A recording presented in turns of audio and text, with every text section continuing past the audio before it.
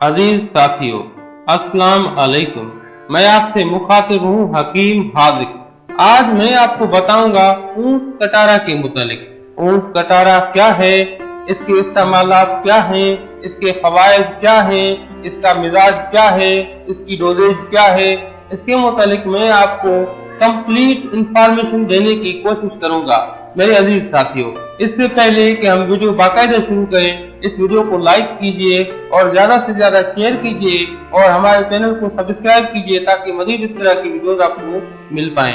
और ज्यादा से ज्यादा शेयर कीजिए ताकि और लोग भी इस मालूमाती वीडियो से ज्यादा फायदा हासिल कर पाएं। अब चलते हैं अपने मौजू की तरफ। ऊंट कटारा, इसको अरबी में अशोक अल जमल कहते हैं और फारसी में इसे शतरखार कहते हैं। सिंधी में इसे कांडेरी वडी कांडेरी के नाम से सिंधी में मशहूर और मारूफ है।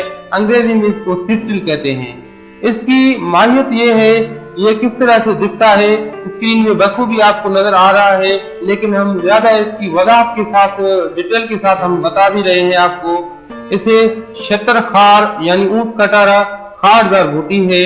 इसकी शिकल किसी कदर सत्यानासी से मुशाबह होती है। गोल गोल फल लगते हैं जिन पर कांटे लगे होते हैं। इस बूटी को ऊंट निहायत रुगबत से खाता है। मिजाज इसका गर्म बदरजाए सोइम, खुश्क बदरजाए सोइम है। अफाल इसका ये मकवी मैदा है, मदर बोल है, मोहल्ले औराम है।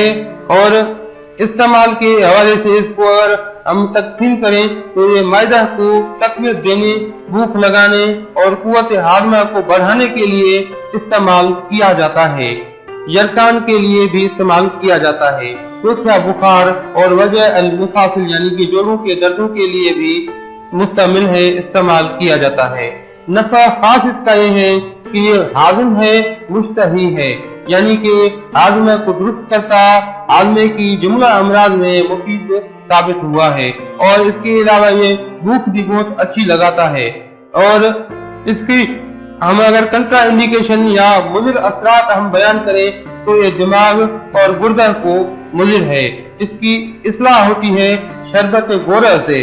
अगर इसके बदल के तौर पर हम कोई चीज इस्तेमाल करें तो इंजदान इसका बदल है।